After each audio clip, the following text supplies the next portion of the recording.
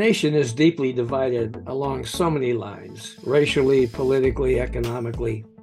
Unbelievably, it's even possible that a twice impeached former president who's been indicted multiple times, including for trying to overturn his election defeat, actually could reach the presidency again. Hate among various groups has grown dramatically and is one of the many factors contributing to the mass shootings we're experiencing today. We're living in troubled times for our democracy, and that's our topic today. So stay with us. Welcome to Lean to the Left, home of no-holds-barred commentary, plus interviews with fascinating people, some of them top experts, others simply with interesting stories to tell. You'll never know who'll show up at Lean to the Left. Now here's your host, Bob Gaddy. Our guest today, Dr. Dick Simpson, has spent more than 5 decades as a legislator, campaign strategist, and government advisor, including serving as an alderman in the city of Chicago, a city known for hardball politics. We'll get his views on all of this. Dr. Simpson's the author of Democracy's Rebirth, The View from Chicago. With meticulous analysis and pragmatic recommendations, Dr. Simpson navigates the intricate web of political, racial, economic, and social disparities that are shaping our nation's destiny. The relevance of his work extends beyond a local context, making it a pivotal resource for anyone invested in the revitalization of democracy. Dr. Simpson, thanks for joining us today on the Lean to the Left podcast. I'm delighted to do so, Bob. Could you please provide us with a brief overview of Democracy's Rebirth, The View from Chicago, and the inspiration behind it? As probably your listeners have intuited, there's been a decline in democracy worldwide. In 2020, 45 countries had lost ground towards autocracy instead of gaining ground towards democracy. And of course, we've seen that in the United States, particularly with the insurrection of January 2021, and with the ongoing crises, barely having a Congress that's functional today, and so many others.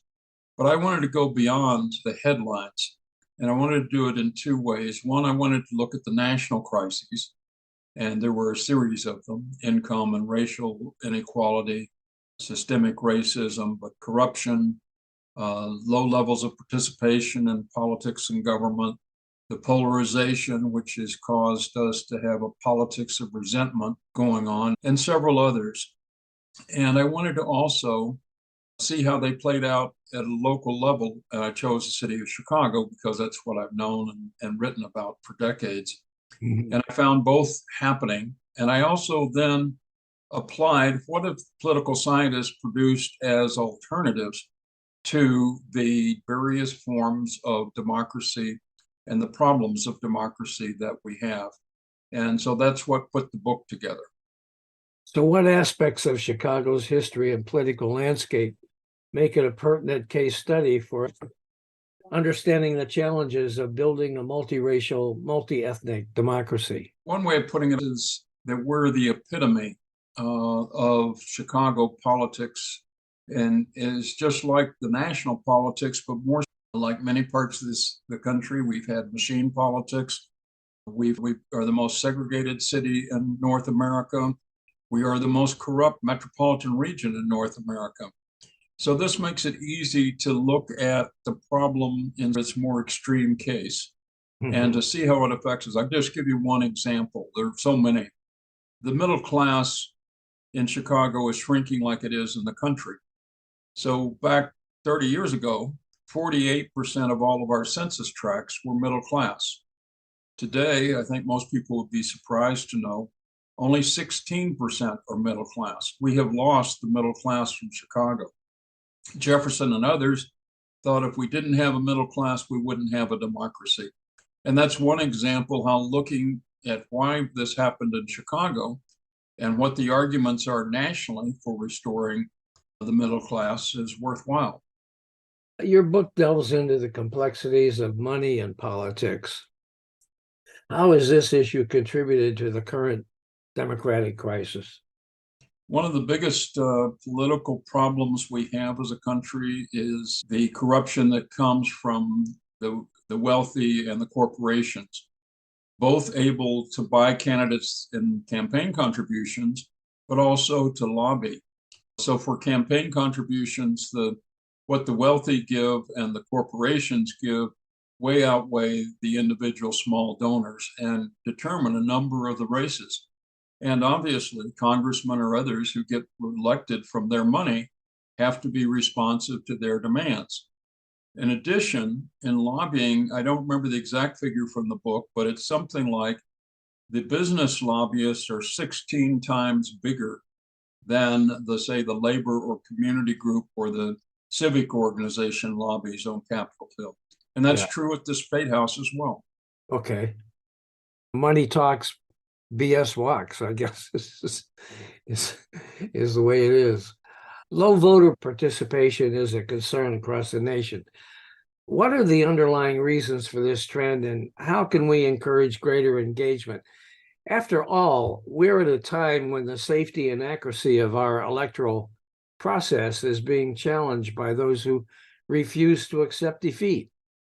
Yes, we have a serious problem. Let me cover it in three ways. So first of all, I guess the good news is the voting level is going up. At my own university, we went from 42% of the students voting to 54% in the next presidential election in 2016 to 67% in the last election in 2020. And the same was true in the off-year elections because we did a better job of civic engagement education than we had ever done in the history of our university. And that was happening throughout the country in many different ways. But two things drive the vote. One is that it has to be competitive. That is, when you have one-party districts or one-party states, there's no reason to turn out. You already know the outcome of the election. So if it's not competitive, it doesn't matter. Second thing is there has to be a difference. And for good or for bad, we have a lot of difference between the candidates and the parties at this point. But all of this is part of what I lead to in the last of the book, which is we need more than participation on election day. We need to revitalize our democracy in two fundamental ways, and we need a new movement to do it. The first way is more participation in local government. For instance, Chicago does not have neighborhood government. We have elected officials from neighborhoods, but we don't have any ability for citizens to weigh in on policy.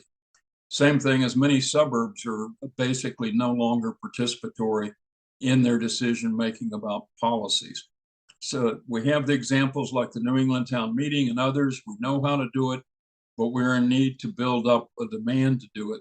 The second level for higher offices, a congressman now represents 750,000 people.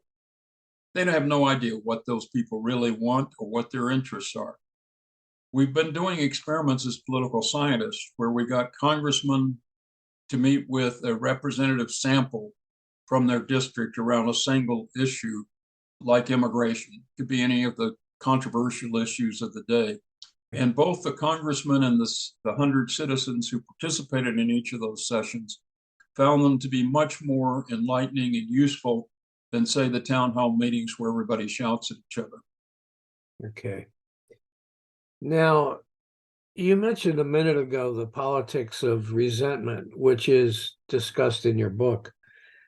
How has that played out in recent years, including among Donald Trump's MAGA supporters? Which is a fundamental difference. Even before Trump, we had states like Wisconsin where there was a division, and the people in small towns felt that the people in the big cities and the government weren't listening to their needs and their concerns. And so it began to be identity politics rather than issue politics. This is really magnified with the Trump supporters and the anti-Trump supporters. Often, particularly with the Trump supporters, they label anyone who's a liberal or anyone who holds different views, even within the Republican Party, even among other conservatives, as a traitor. We can't have politics where we're calling each other traitors. We have to have a politics that is at least civil enough for us to debate and deliberate in a meaningful fashion. And we have begun to head on a very deadly spiral that we have to correct. That's one of the reasons for suggesting more democracy, but under good guidelines that make it work functionally well and don't allow just yelling and screaming at each other. And Dr. Simpson, is this recent episode with Republicans having such a hard time picking a speaker an illustration of what we're talking about here? Yes, indeed. In fact, it's beginning to look like the Republican Party may in fact divide and split permanently. The last time we had that kind of change in the United States was in 1860, just before the Civil War, when the Whig Party went out of existence because they wouldn't deal with slavery, and the Republican Party came into existence.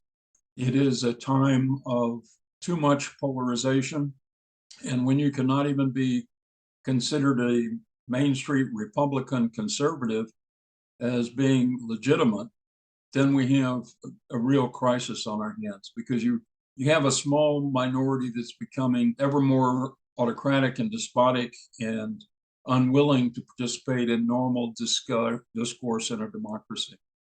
Yeah, it's very concerning. Now, political corruption is a recurring issue in the public eye.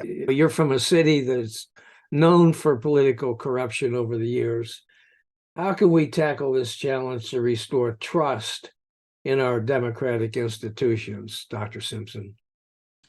It takes about 10 steps, but let me first lay the groundwork. In Illinois, since 1976, we've had more than 2,150 public officials go to federal prison for corruption. They've been tried in court. Wow. Over 1,800 of them come from the Chicago metropolitan area. We not only have corruption in the city council, where 37 have gone to prison and another 3 are currently on trial, but we also have corruption in all the branches of government, including the courts, over time. And we've had to try and begin to deal with it. One step we've taken as a state, besides just convicting people and sending them to jail, has been to pass a law requiring civic engagement education in the 8th grade and high school. We think in part that it's going to take a generation. We have to teach a new generation of students the cost of corruption, what the cause of corruption is, which is most often a kind of machine politics that makes it easy to do corruption as a side effect, and finally the cures for corruption, of which there are a number of individual steps, and it varies a little bit by state and city what kinds of laws have to pass. But in general, we have to focus on corruption. Let me just give one other figure worldwide and Illinois. Worldwide, we lose $1 trillion a year to corruption. $1 trillion, not billion or not million. In Illinois alone, we pay $500 million more in tax for corruption. That's how much the corruption is costing us as a state every year. This is not a one-time cost. Wow. Okay. Now, you said that structural problems are at the heart of our democracy struggles. What are some of the key structural issues that you see, and what practical steps can we take to address them? So we take the example of the Electoral College. The Electoral College is non-democratic. It weights towards the smaller states and gives them more votes in the Electoral College. It also means that the popular vote and the Electoral College vote often don't match. It's been 5 times now that someone has been elected president but lost the majority vote of the country. And that's not healthy. So though some people talk about a constitutional amendment, and that would be fine, but difficult to do, we're on the verge of having states sign a contract, pass a law that if the majority of the states, or the states holding a majority of electoral votes, agree, they will give their electoral votes not proportionally according to how many votes they got in a state, but they will give their votes according to what the national vote is, which means it would be the same as if we were voting directly nationally. This would change it. It takes only about 4 more states to agree to the compact to have it come into effect. Often the structural problems have workarounds. Take the other example of the Senate filibuster, and for that matter, the hold that has been preventing the appointment of military officers and others. those are often not even rules. They're certainly not laws. They're not even rules, they're traditions in the body. You have the same thing in the House where they require that by practice now that a majority of the majority party congressmen must agree to move legislation forward. So if you come forward with gun control or climate change or some major controversial issue, the chances of getting, say, the Republicans, who are the majority currently, to have a majority who agree with that is almost nil. And therefore, legislation is being blocked, which the majority of both chambers favor but can't pass. Those are examples of structural problems. All of them have relatively straightforward, easy solutions and workarounds. Do you feel that the Electoral College should be scrapped? We'll hear what Dr. Simpson has to say about that and much more when we return following this quick break. That's one alternative. I just think it's so hard to pass a constitutional amendment to do that, it's better to go ahead and pass the legislation in each state that makes it possible for the majority vote to maintain. Yes, we could get rid of the Electoral College, but that would take either a constitutional convention or a constitutional amendment. And for practical reasons, that's not likely at the moment. Yeah, what about the filibuster? Filibuster could be stopped tomorrow morning. It takes a vote of the Senate itself. Yeah, the likelihood of that is? Well, it's going up because the Senate, while it's not as dysfunctional as the House, is significantly dysfunctional. The Senate itself is undemocratic. That is, the small states have more votes in the Senate than they ought to have in proportion to to the size of the state. But that's a problem that would take a constitutional amendment or constitutional convention, and that would be very hard to achieve. Yeah, okay. Now, you're all about inspiring individuals to contribute to the strengthening of democratic institutions. What role does education play in this process? I think education is central, and we've been doing actually a lot about it. Let me just give you a few examples. I talked about the law we passed in Illinois and some other states. Okay. We have, the American Political Science Association, published now 4 books on how to teach civic engagement and practices that will engage students. They need to practice doing, not just listen to lectures. It's the short version of that. And there are plenty of ways to do that. So we've solved the intellectual or the practical problem like syllabi and those things. We just need to implement them. And as I mentioned, just on voting, once you implement them, there's a drastic change immediately in the outcome in terms of student participation. There are other things that we need to do. I think people are discouraged. They think their vote doesn't count. They think the government is run badly. They think every government official is a crook. It's not a simple one step to be able to do everything, but education is very important.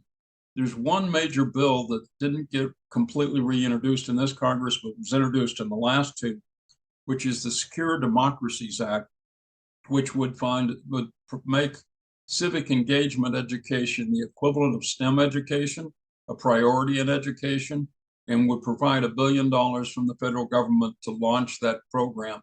That ought to be a high priority after the 2024 election. Now, with your experience as a former alderman in a city with a long history of political corruption and as a political scientist, how can we create lasting positive change in our communities?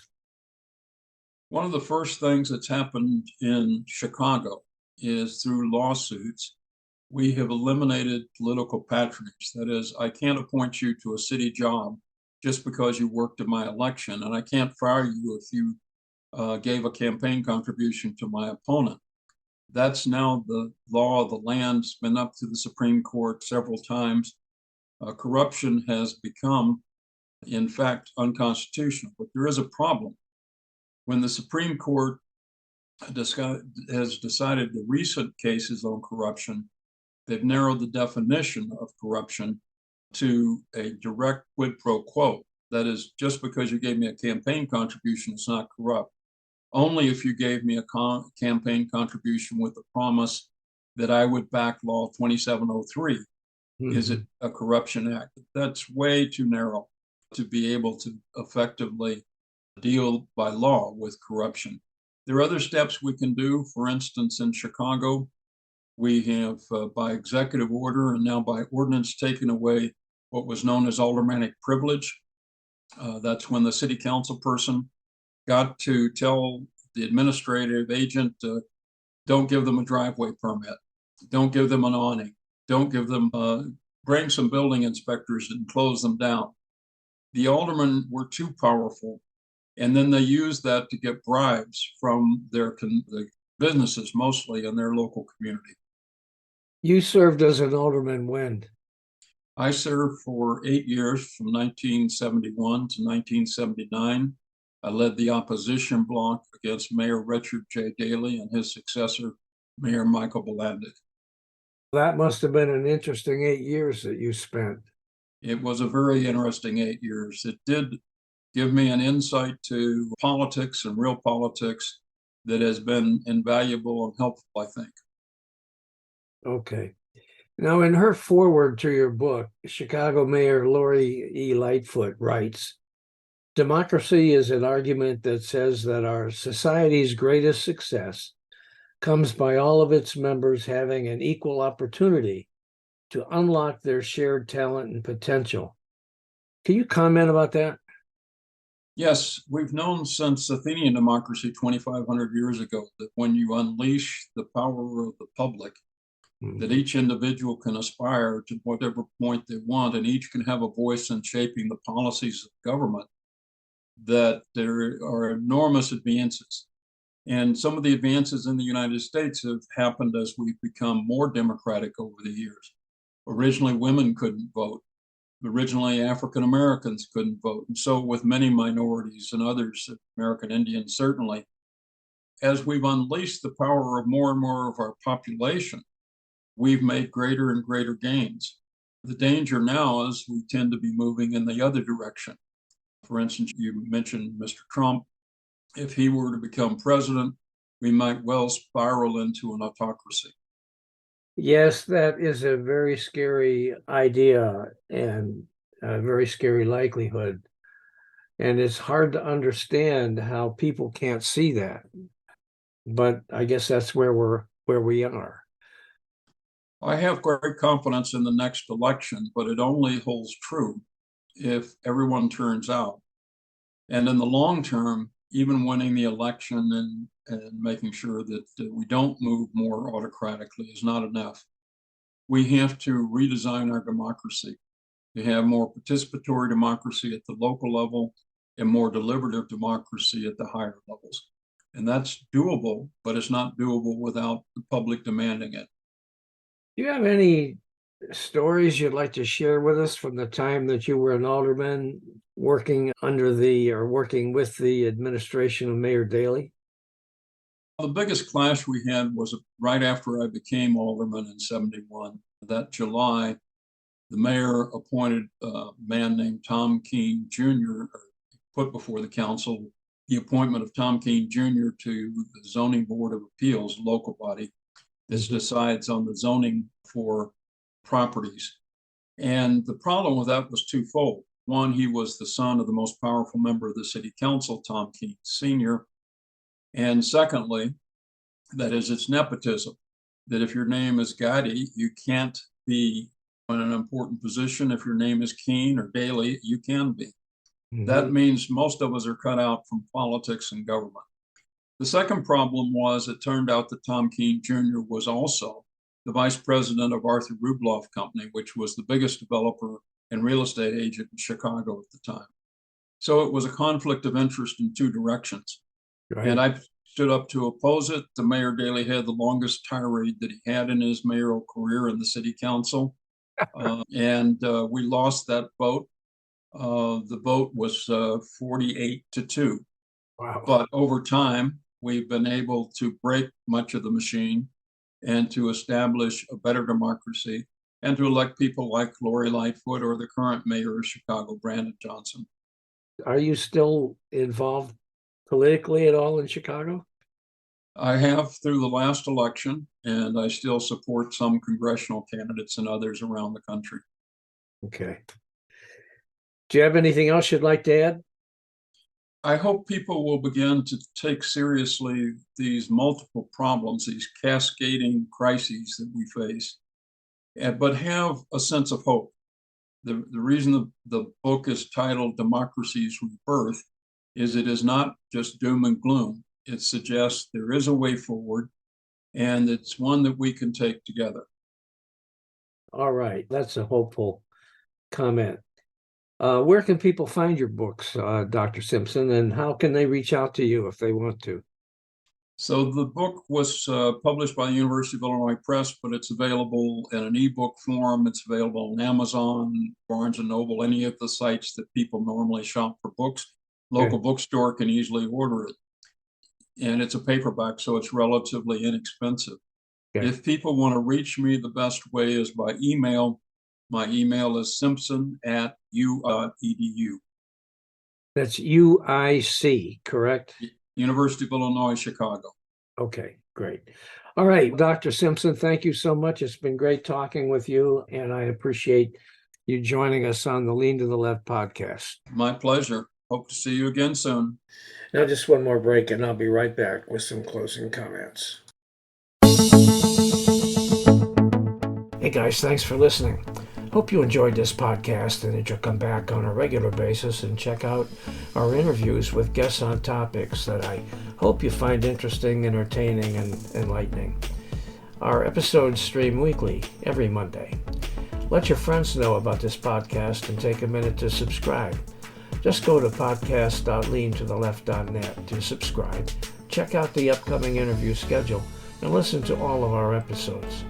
And follow us on social media. Facebook at the Lean to the Left podcast, Twitter at Lean to the Left 1, Instagram at BobGaddy_Lean to the Left, and TikTok at Lean to the Left. And you can watch the episodes at YouTube at Lean to the Left. And don't forget to visit our blog site, leantotheleft.net, where you'll find commentary on the news by some excellent writers with progressive perspectives on a whole range of topics. You can sign up as a member there, and of course, it's all free. Now, this is Bob Gaddy signing off for Lean to the Left. Thanks for sharing your time with us.